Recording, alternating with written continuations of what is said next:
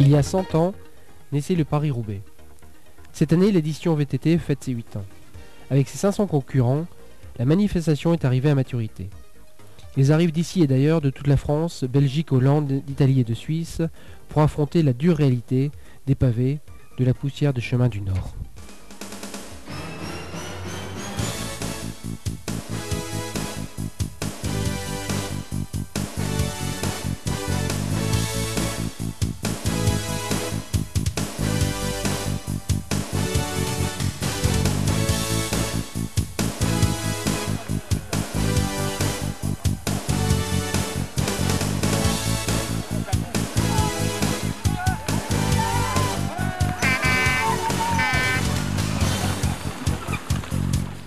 Samedi matin, départ de la première spéciale où les coureurs vont s'affronter au Terril.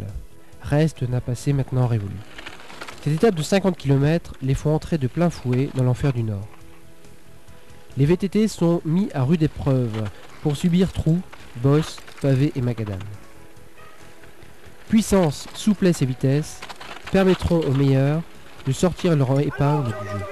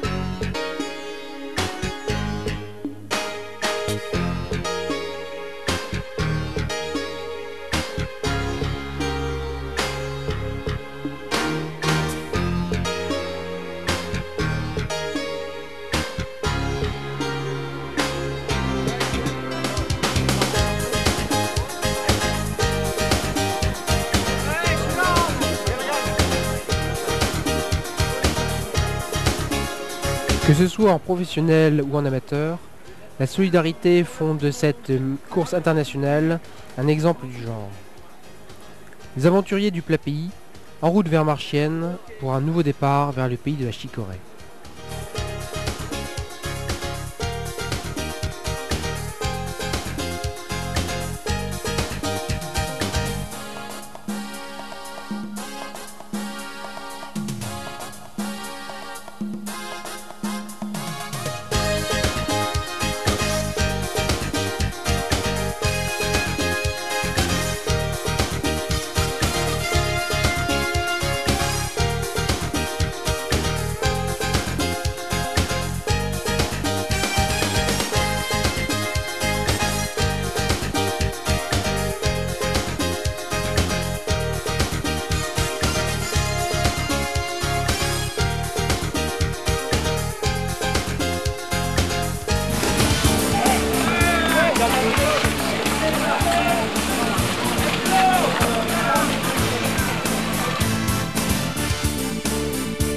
En ce beau samedi d'avril, la poussière et le soleil sont au rendez-vous. Les chemins empruntés font parfois plus penser au Paris-Dakar qu'au Paris-Roubaix.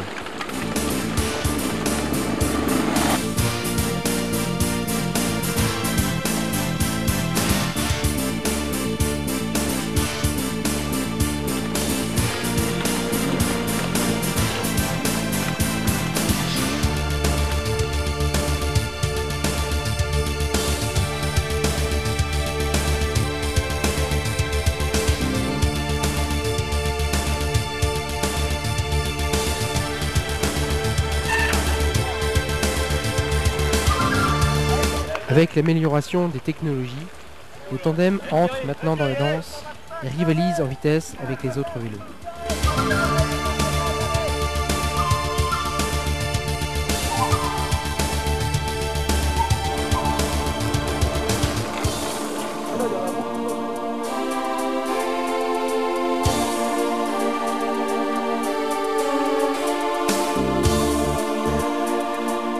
Le Paris-Roubaix, fidèle à sa légende où chacun peut être victime d'impondérables, crevaisons, jantes éclatées, vélos pliés, où ces forçats de la route impriment leur empreinte dans la légende de cette course mythique.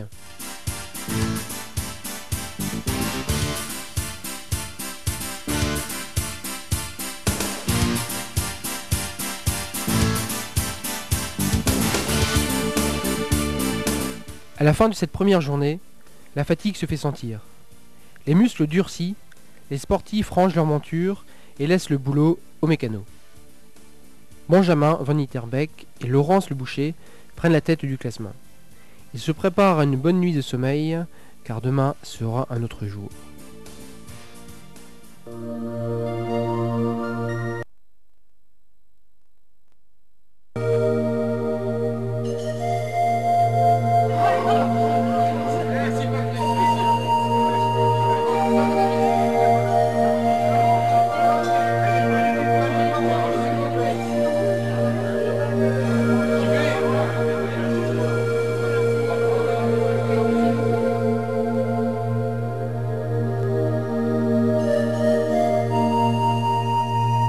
« 6 heures du matin. Orchy s'éveille. Chacun vérifie et contrôle son matériel, car cette journée sera décisive.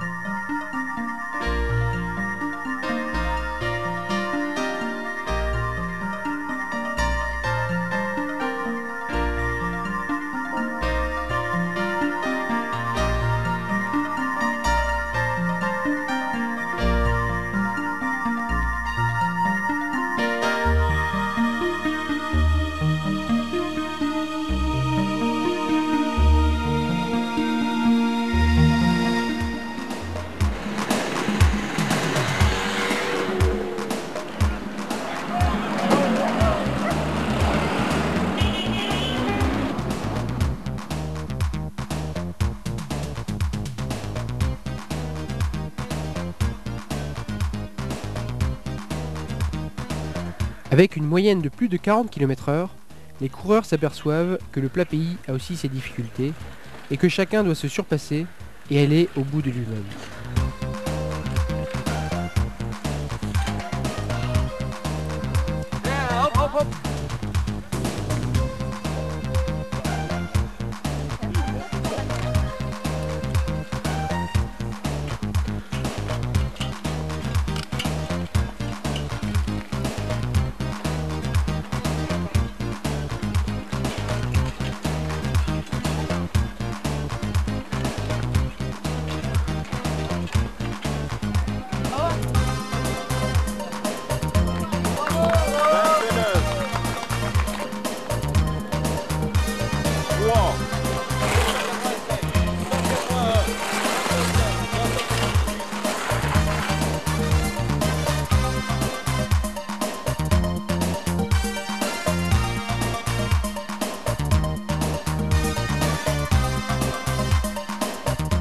C'est le plus difficile que j'ai roulé déjà, parce que ça monte beaucoup. La distance n'est pas très loin, ils vont très vite. J'ai un maximum, j'ai roulé 49 à l'heure et en mountain bike c'est très dur. En tout cas, moi je suis heureux que nous sommes déjà ici. La différence c'est qu'il y a beaucoup de profs qui s'entraînent très bien, je pense. Pour nous, c'est la première fois qu'on fait ça. Je l'ai vu, je pense, 10-15 fois. C'était toujours un rêve d'être ici une fois. Je suis maintenant environ le 100e dans le classement, donc je suis très content, mais j'espère qu'on peut revenir, c'est formidable.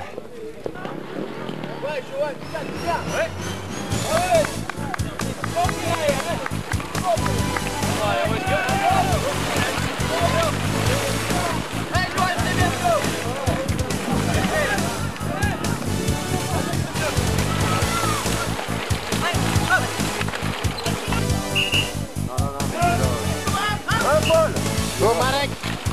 Ah ouais, c'est bien. Hey, David.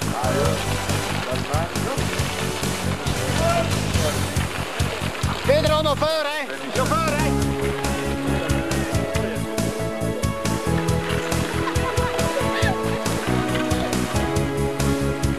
Voir dans quelques instants quel est le sort qui est réservé à Andy Terbeck qui a sauté la Ferté.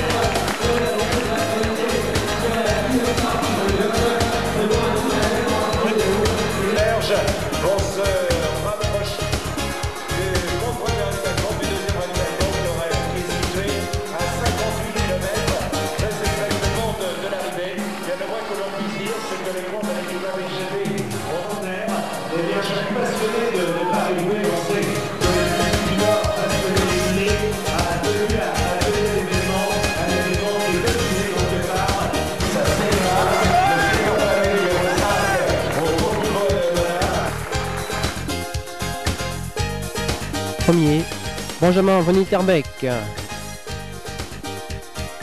Deuxième, Marcio Theo.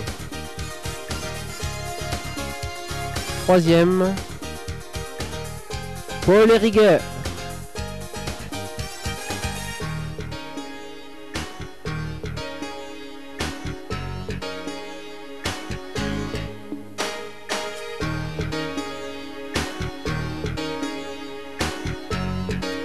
Première féminine, Laurence Leboucher.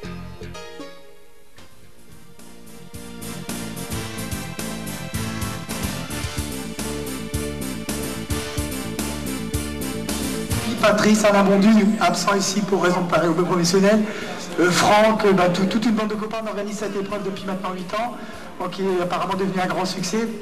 Bon, je vous remercie tous, j'espère que cette édition vous aura plu, hein, et que bon, l'an prochain, on va falloir trouver une solution, c'est sûr, parce que bon, 500, on a refusé plus de 500 participants, on aurait été 1000, ça aurait été difficilement gérable. 500, c'est le grand maximum que l'on puisse accepter sur ce genre d'épreuve.